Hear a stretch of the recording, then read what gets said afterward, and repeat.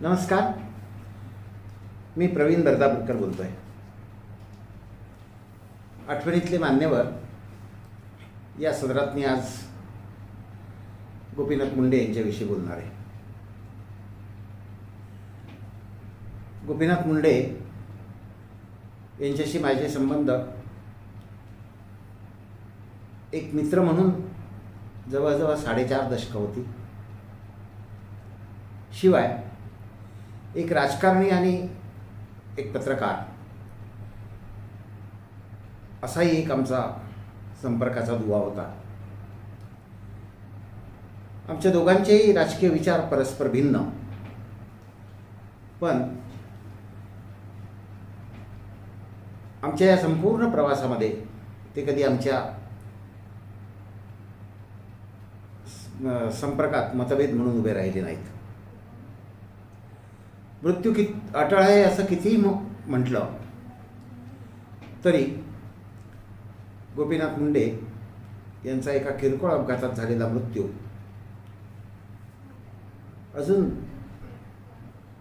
पचलेला नाही, तो पटत नाही.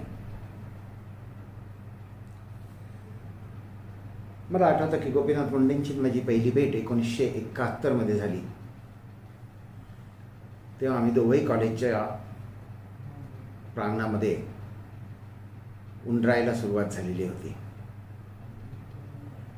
आमच्यातल्या काही गोष्टी समान होत्या आणि कदाचित त्यामुळे आम्ही जास्त जवळ आलो असू. त्यातला एक भाग म्हणजे आमची अभावग्रस्तता. महाविद्यालयीन जीवनामध्ये सुद्धा नांदेड टेरिकॉट नावाचं एक स्वस्त कापड, पाया स्लीपर, धुवट बुशर्ट आणि पॅन्ट किंवा पायजामा असा आमचा वेश असायचा. दोघांच्याही घरची परिस्थिती अतिशय अभावाची होती, त्यामुळे शिक्षणासाठी खूप मरमर सुरू असायची. त्या काळात वादविवाद स्पर्धांमध्ये भाग घेणं आणि त्या स्पर्धा जिंकणं, ज्याला आम्ही स्पर्धा मारणं असं म्हणायचो, हा एक आमचा समान दुवा होता. 25 रुपये, 31 रुपये, 51 रुपये अशी बक्षिसं असत आणि स्पर्धा जिंकण्यापेक्षा ते मिळणारं रोख बक्षीस जे आहे ते आम्हाला फार महत्त्वाचं वाटायचं. आज कुणाचा विश्वास बसणार नाही, 51 रुपयाचं जर बक्षीस मिळालं तर 35 रुपयाची पूर्ण महिनाभराची 2 वेळेच्या मेसची सोय व्हायची, अशी ती त्या काळची परिस्थिती होती. एका 75 रुपयाच्या स्पर्धेत मुंडेंनी मला हरवलं होतं. तेव्हा मी हरण्यापेक्षा 75 रुपये गमावल्याचं दुःख मला जास्त झालं होतं, हे स्वाभाविक होतं. आणि मग गमतीत मुंडे कधी म्हणत असत की बर्दापूरकर आमच्यावर टीका करतात, याचं कारण मी एका वादविवाद स्पर्धेत त्यांना हरवलेला आहे. तसा तो गमतीचा भाग असायचा. बीडसारख्या आडवळणी जिल्ह्यात, त्यातही परळीसारख्या आणखीन आडवळणी तालुक्याच्या एका छोट्याशा गावात अत्यंत गरीब कुटुंबात गोपीनाथ मुंडे नावाचा हा पुढे लोकनेता झालेला माणूस जन्माला आला. हे मुंडे कुटुंबियांचं तिसरं अपत्य. तो वर्त्यात त्यांच्या कुटुंबातच नाही तर त्यांच्या जवळजवळ समाजात कोणी सत्ता कारणात नाही, कारण सत्ता कारणात असण्यासाठी जे काही राजकारणात रुळावं लागतं तसं कोणी रुळलेलं नव्हतं. पण हा गोपीनाथ नावाचा जो मुलगा आहे हा भविष्यात महाराष्ट्रातल्या सर्व प्रस्थापित राजकारणाला दणदणीत धक्का देणार आहे आणि एक नवीन राजकीय समीकरण प्रस्थापित करणार आहे. हे भविष्य तेव्हा कदाचित कुणालाच माहीत नसणार. महाविद्यालयीन जीवनात गोपीनाथ मुंडे प्रमोद महाजन यांच्या सहवासात आले आणि त्यांच्या संपूर्ण आयुष्याचा ट्रॅकच बदलून गेला. दीर्घ राजकीय आणि सामाजिक संघर्ष, सतत अंगावर वादळ ओढवून घेणं आणि अविश्रांत धडपड असा तो अविरत संघर्ष जो आहे त्याचं नाव गोपीनाथ मुंडे आहे. आणि त्या संघर्ष कथेचा एक मित्र म्हणून, एक पत्रकार म्हणून मी साक्षीदार आहे. आमचे इतके वैयक्तिक संबंध होते, वैयक्तिक पातळीवर मैत्री होती, तरी ती कौटुंबिक पातळीवर कधीच परावर्तित झाली नाही, हे तेवढंच खरं. मुंडे महाजनांच्या सहवासात आले. खरं तर प्रमोद महाजन हे माझे त्या आधीचे मित्र, पण पुढे प्रमोद महाजनांशी माझा गोपीनाथ मुंडेंनी इतका संपर्क राहिला नाही, कारण महाजन दिल्लीच्या राजकारणात गेले आणि मुंडे मात्र महाराष्ट्रातच राहिले. आणि मग त्यांचा राजकारणातला आणि माझा पत्रकारितेतला प्रवास समांतर असा सुरू राहिला. महाराष्ट्राच्या राजकारणात दोन नेते असे होते की आम्ही एकमेकाची खबरबात अगदी नियमित राखत असू, मात्र त्याची फारशी वाच्यता आम्ही कधीच केली नाही. क्वचित एखाद दुसरा अपवाद वगळता व्यासपीठीय, पण हे सगळं आमचं खाजगीतच असे. एक म्हणजे विलासराव देशमुख आणि दुसरे म्हणजे गोपीनाथ मुंडे. त्यांचा राजकारणातला प्रवास सुरू राहिला. ते दोघंही जण पूर्णार्थाने लोकनेते झाले. महाराष्ट्राचं राजकारण हे तोपर्यंत मराठा डॉमिनेटेड होतं. मराठ्यांनी सरकार सांभाळावं, ब्राह्मणांनी प्रशासन सांभाळावं, आणि या दोघांनी काही तुकडे जर फेकले तर ते अन्य जातींनी उचलून मग ती सत्तेची किंवा प्रशासनातली पदं भोगावी, असं एक साधारण ते स्वरूप होतं. हे सगळं स्वरूप बदलण्यामध्ये महाराष्ट्रातले जे काही नेते महत्त्वाचे मानले जातात त्यात एक गोपीनाथ मुंडे आहेत. गोपीनाथ मुंडेंना एक माहीत होतं की एक काडी जी आहे ती पटकन तुटू शकते, परंतु त्या काड्यांची जर चांगली पक्की मोळी बांधली तर ती तोडता येणं शक्य नसतं. मुंडे जेव्हा भाजपच्या राजकारणात आले तेव्हा ही धारणा पक्की ठेवून आलेले होते. वसंतराव भागवतांनी जेव्हा त्यांच्या ज्येष्ठ सहकाऱ्यांशी चर्चा करून गोपीनाथ मुंडे यांच्याकडे पक्षाची सूत्र द्यायची ठरवली, तेव्हा भल्या भल्या राजकीय धुरंधरांना तो एक बालिशपणाच वाटला होता. भाजपच्या राजकारणातही उत्तमराव पाटील, हशू अडवाणी, रामभाऊ म्हाळगी, रामभाऊ नाईक, रामभाऊ जोशी अशा मराठा आणि ब्राह्मण उच्चवर्णीयांचं प्राबल्य होतं. भटा बामणांचा चेहरा पक्ष अशा पद्धतीची या पक्षाची प्रतिमा होती. आणि ती संपूर्ण प्रतिमा मुंडेंनी पुढच्या काही काळात इतकी बदलली की 1990च्या लोकसभा निवडणुकीत भाजपचे जे उमेदवार महाराष्ट्रामधून विजयी झाले त्याच्यात एकही ब्राह्मण किंवा मराठा नव्हता. ही जी एक काडी म्हणजे त्याचं एक गणित होतं की समाजामध्ये जो वर्ग सत्तेच्या राजकारणापासून वंचित राहिला, ज्याला सत्तेत कधीच सहभाग मिळाला नाही, अशा छोट्या छोट्या काड्या, ती समाजात त्या जातीचं, उपजातीचं किंवा पोटजातीचं प्रमाण 0.5%, अर्धा टक्का, 1% वगैरे सुद्धा नसेल किंवा असेल, अशा छोट्या छोट्या गटांना एकत्र करून एक मोठी मोळी बांधण्याचं काम जे आहे ते मुंडेंनी केलं. तोवर प्रस्थापित असलेलं मराठा, माळी आणि महार हे सत्तेचं समीकरण त्यांनी पूर्ण उलटवून टाकलं आणि त्याला बहुजनीय असं स्वरूप दिलं. कोळी, महादेव कोळी, आगरी, माळी, गवळी, धनगर, तेली, कुणबी, बंजारा अशा इतक्या असंख्य जाती छोट्या छोट्या छोट्या छोट्या एकत्र करत मुंडेंनी बहुजन ही एक अशी मोठ बांधली आणि भाजपचा तो भटा ब्राह्मणांचा पक्ष हा चेहरा पूर्णपणे बदलवून टाकला. त्यांनी केवळ पक्षाचा चेहरा बदलला नाही तर ते स्वतः पक्षाचा चेहरा बनले. महाराष्ट्र भाजप म्हणजे गोपीनाथ मुंडे असं समीकरणच त्या काळात तयार झालं. आणि हे जे त्यांचं राजकारणातलं बहुजन समाजाला एकत्र आणण्याचं जे कौशल्य होतं, छोट्या छोट्या काड्या एकत्र करून एक मोठी मोळी बांधण्याचं, त्यात 1995मध्ये जे भाजप सेनेचं सरकार महाराष्ट्रामध्ये पहिल्यांदा सत्तारूढ झालं, त्या सत्तारूढ होण्यामधलं हे एक फार मोठं कारण होतं. पण मुंडे भयंकर धोरणी होते असं त्यांच्या वर्तनावरून कधी वाटत नसेल, त्यांच्या बोलण्यातून ते जाणवत नसे, परंतु ते अतिशय धोरणी होते. त्यांनी बहुजनांचं राजकारण केलं. ते भाजपचा चेहरा होते, परंतु त्यांची प्रतिमा नेहमी सर्वसमावेशक राहिली. त्यामुळे मुंडे हे एक महाराष्ट्राचं वादातीत नेतृत्व म्हणून पुढे आले. एक लोकनायक कसा असतो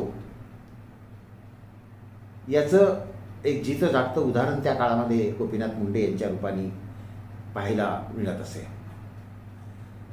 आणि हे अतिशय धोरणीपणाने ते केलं. उदाहरणार्थ तुम्ही सांगतो की उद्धव ठाकरे यांच्याकडे जेव्हा शिवसेनेच्या नेतृत्वाची धुरा आली, तेव्हा त्यांच्या नेतृत्व शैलीबद्दल गोपीनाथ मुंडे यांच्या मनामध्ये काही निश्चितपणाने रिझर्वेशन्स होती. पण ते कधी त्यावर संदर्भामध्ये जाहीर उच्चार करत नसत. एक अनुभव सांगतो तुम्हाला की विजय वडेट्टीवार जेव्हा नारायण राणेंसोबत गेले काँग्रेस पक्षामध्ये, तेव्हा चिमूरची जागा रिकामी झालेली होती आणि चिमूर विधानसभेची पोटनिवडणूक लागलेली होती. ती निवडणूक आपण लढवावी असं सेनेला आणि भाजपला प्रकर्षाने वाटत होतं आणि त्या दृष्टिकोनातून युतीतल्या या दोन पक्षांची जोरदार रस्सीखेच सुरू होती. यात गमतीचा भाग असा आहे की या दोघांचा उमेदवार एकच होता, ते म्हणजे रमेश गजबे. आणि खरं म्हणजे रमेश गजबे या दोघांनाही खेळवत आहेत असं एकंदरीत चित्र होतं आणि मला ते स्पष्टपणे लक्षात येत होतं. आणि मी हे नितीन गडकरी आणि उद्धव ठाकरे या दोघांनाही वारंवार सांगत होतो की रमेश गजबे तुम्हाला खेळवत आहेत. एकदा तर गंमत अशी झाली की पहाटे 3 वाजता उद्धव ठाकरे यांच्यासोबत असताना रमेश गजबे यांचा मला फोन आला मुंबईतून, आणि सकाळी 8:30 वाजता ते मला नागपुरातून नितीन गडकरींच्या घरून बोलत होते. आता हे स्वतः उद्धव ठाकरे आणि स्वतः नितीन गडकरी बोलल्यामुळे हे माझ्या ताबडतोब लक्षात आलेलं होतं. गमतीचा भाग तो जो आहे तो सोडूया. तर हे दोघेही जण त्या एका उमेदवारासाठी प्रयत्न करत होते आणि तो उमेदवार निवडून येत नाही असं माझं ठाम मत होतं. ही सगळी रस्सीखेच तेव्हा जोरदार सुरू होती. गोपीनाथ मुंडे मात्र त्या संदर्भामध्ये अतिशय खामोश होते. त्यांनी कुठलीही कधीही जाहीर प्रतिक्रिया व्यक्त केली नाही. नेमक्या त्याच काळामध्ये मराठवाड्यामध्ये खूप मोठा पूर आलेला होता आणि त्या पूर परिस्थितीची पाहणी करण्यासाठी आणि त्याचसोबत गोदावरी परिक्रमा करण्यासाठी मुंडे दौऱ्यावर निघून गेले. अर्थात दररोज सकाळी आमचं बोलणं होत असे आणि या संदर्भातल्या हालचाली ते जाणून घेत असत, तो भाग वेगळा. परंतु न बोलता मुंडे या सगळ्या प्रकरणापासून लांब राहून या दोघांमध्येही समझोता कसा लवकर होणार हे बघत होते, हे मात्र नक्की. मुंडे गडकरी वादाबद्दल असंच म्हणता येईल. दोघंही माझे समान मित्र. तेव्हा तो तुझा मित्र असं म्हणत दोघंही जण माझ्याकडे बरीच आग पाखड करत असत, पण त्या तपशिलामध्ये मी जात नाही. गोपीनाथ मुंडे आणि मी संपर्कात राहण्याचं कारण मी तुम्हाला सांगितलं की महाविद्यालयीन जीवनापासून आम्ही होतो. शिवाय गोपीनाथ मुंडे, विलासराव देशमुख आणि प्रमोद महाजन आणि मी यांच्यामध्ये एक भौगोलिक नातं होतं. परळीहून लातूरकडे जाताना आधी अंबाजोगाई लागतं, अंबाजोगाईहून डावीकडे वळलं की बर्दापूर लागतं, त्यानंतर रेणापूर म्हणजे गोपीनाथ मुंडे यांचा मतदारसंघ लागतो आणि मग लातूर. तेव्हा हे 3 नेते आणि मी याच्यामध्ये अशा ते जे भावबंध होते ते असे पक्के होते आणि आम्हाला कधीच त्या सगळ्या भावबंधाबद्दल अभिमानच वाटत असे. मुंडेंची कामाची शैली खूप छान होती. त्यांना वेळेचं कधीच बंधन नव्हतं. मात्र मुंडेंचा दिवस वेळेत सुरू होईल हे पक्का असायचं, पण तो संपेल कधी याचं काही नक्की नसायचं. मुंडे त्याच्याबद्दल नेहमीच पक्ष आणि प्रशासनाचं इथे सत्तेत आल्यावर कायम त्याच्याबद्दल नाराजी असे, दबक्या आवाजात चर्चा असे, पण कोणी बोलत नसे. तेव्हाचा एक अनुभव सांगतो तुम्हाला की म्हणजे नुकतीच मुंबईहून औरंगाबादला बदली झालेली होती आणि गोपीनाथ मुंडे यांच्या त्या लेट लतीफ असण्याबद्दल प्रशासनातले वरिष्ठ अधिकारीसुद्धा वैतागून गेलेले होते आणि त्यांच्या या लेट लतीफीचा फटका सगळ्या क्षेत्रातल्या लोकांना बसत होता. कार्यक्रम 2-2, 3-3 तास उशिरा सुरू होणे वगैरे वगैरे. इतकंच काय, मुंडेंसाठी विमानसुद्धा उशिरा सोडली जात असत.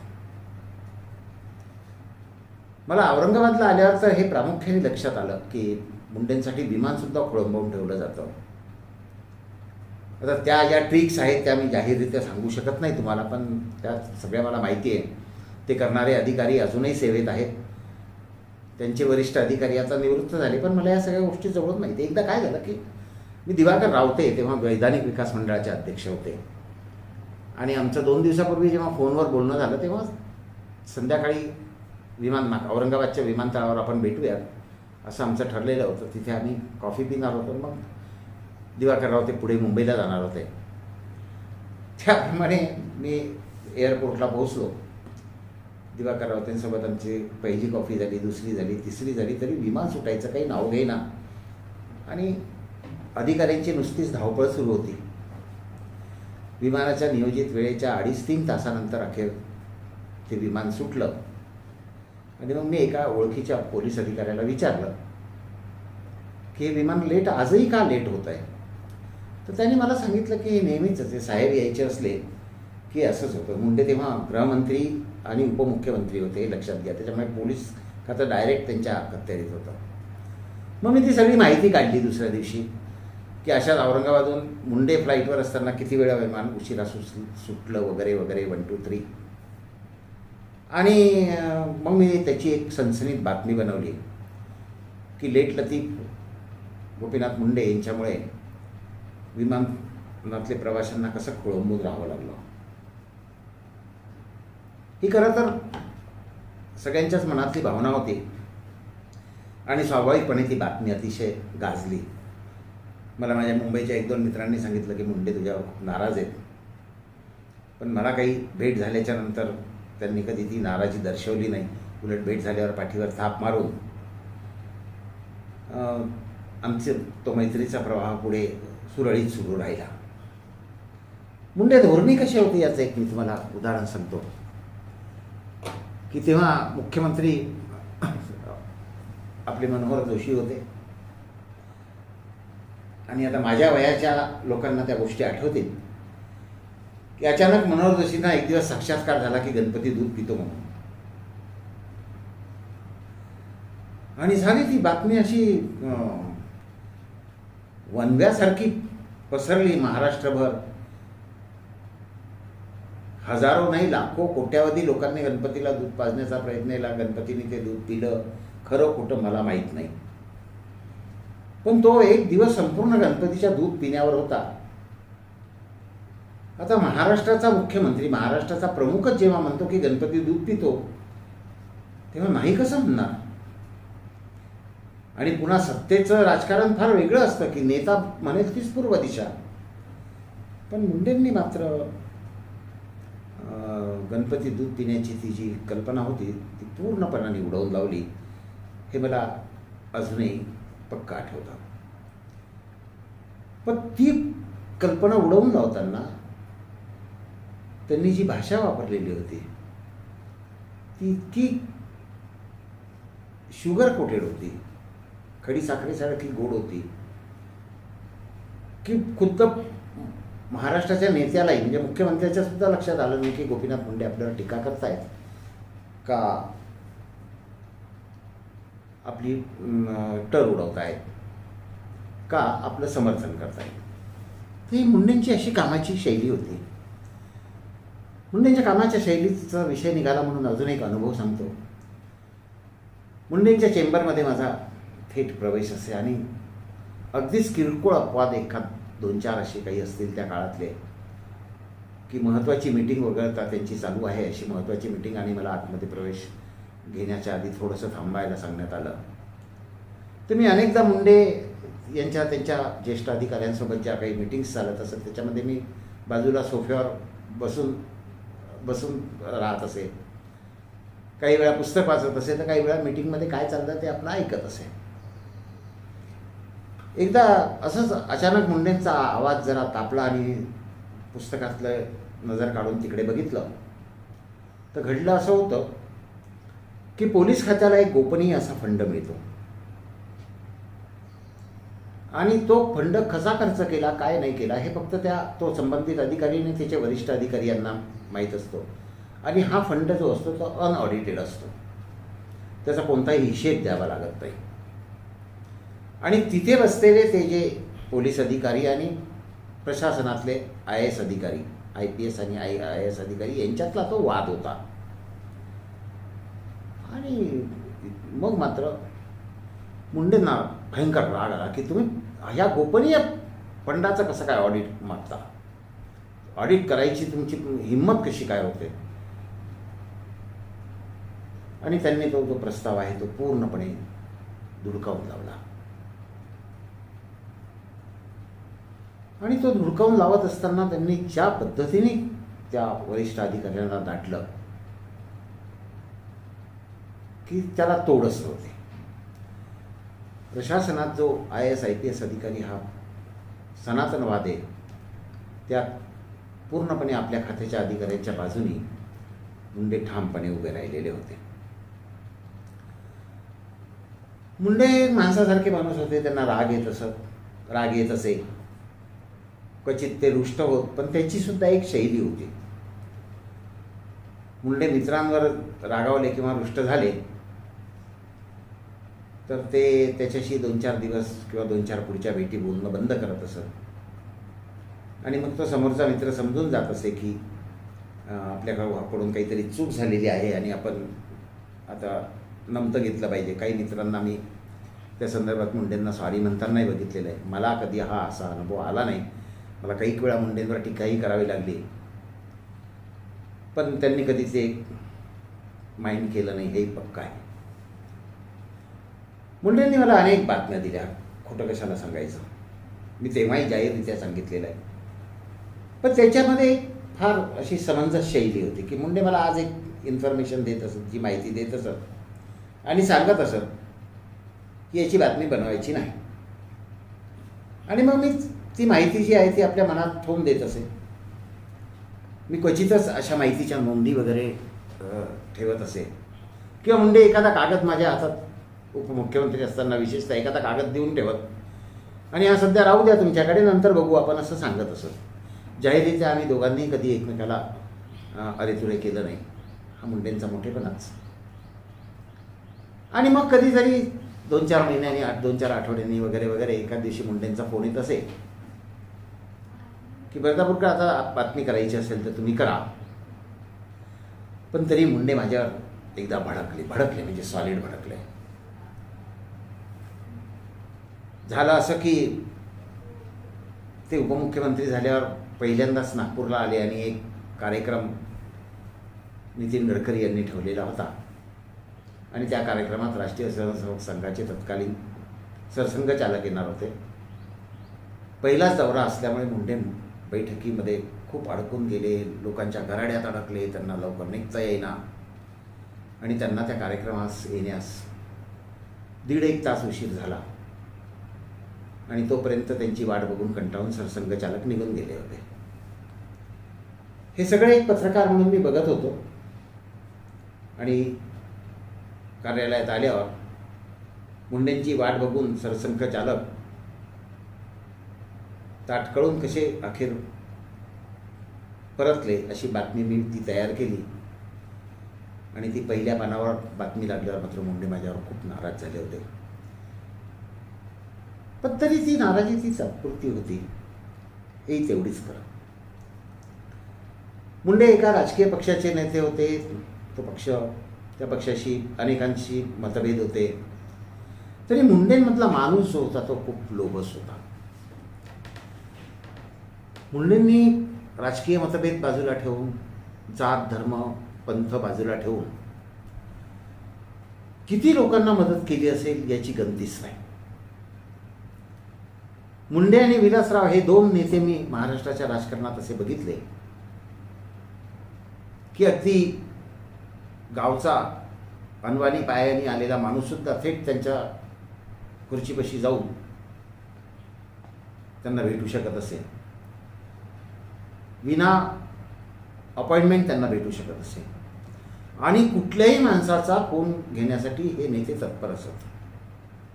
तत्परच असत असं नव्हे, तर यांनी जर फोन रिसीव्ह केला नाही आणि नंतर निरोप मिळाला तर हे विलासराव आणि गोपीनाथ मुंडे हे दोघे जण आवर्जून फोन करत असत. हे या दोघांचं जे वैशिष्ट्य आहे ते त्यांच्या समकालीन कुणाही राजकारण्यामध्ये नव्हतं, हेही तेवढंच खरं. मुंडेंच्या संदर्भामध्ये खूप बोलता येईल.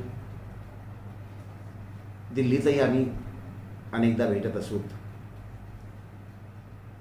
मुंडे पक्षावरही मधल्या काळामध्ये नाराज झाले होते आणि त्यांनी पक्ष सोडण्याच्या वार्ताही प्रकाशित झालेल्या होत्या.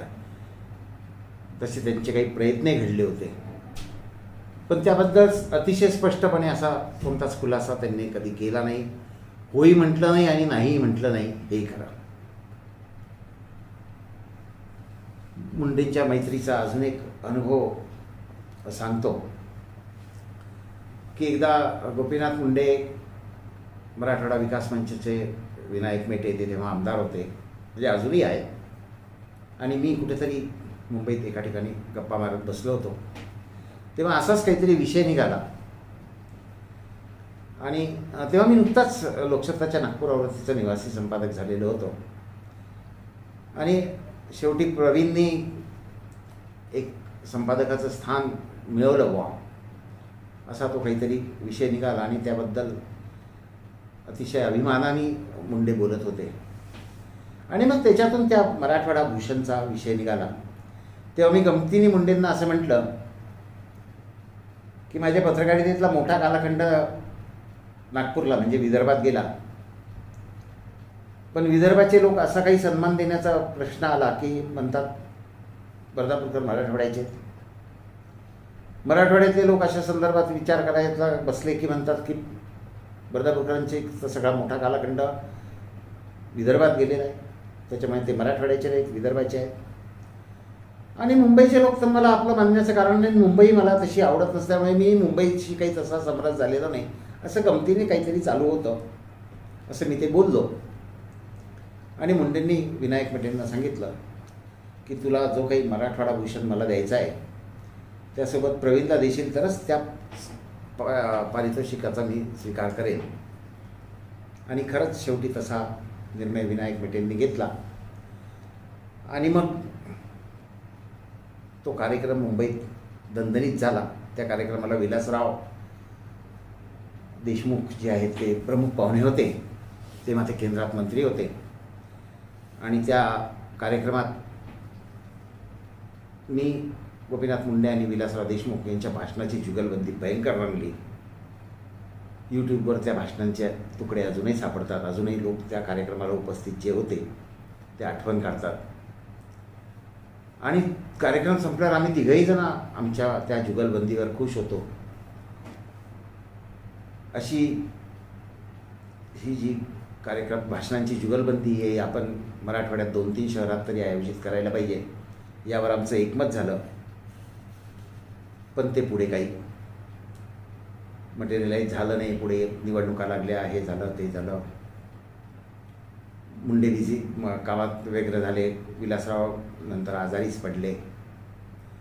आणि तो आमचा तिघांचा जो एक महत्त्वाकांक्षी जो आहे प्रकल्प, जो प्रत्यक्ष अंमलात आलाच नाही.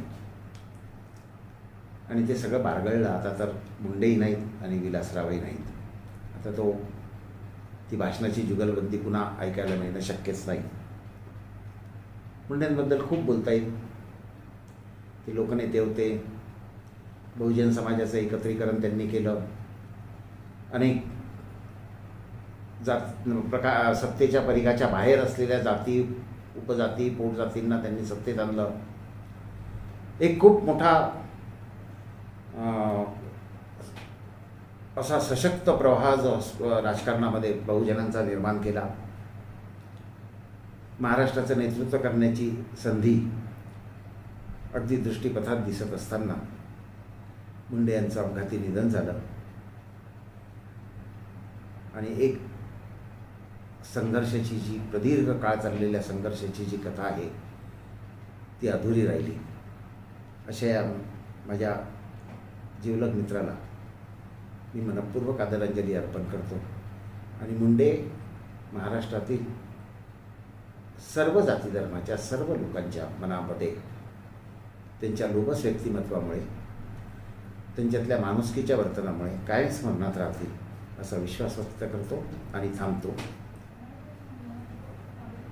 माझा हा या मालिकेतला तिसरा भाग आपल्याला कसा वाटला नक्की सांगा. माझा व्हिडिओ लाईक करा, शेअर करा आणि सबस्क्राईबही करा.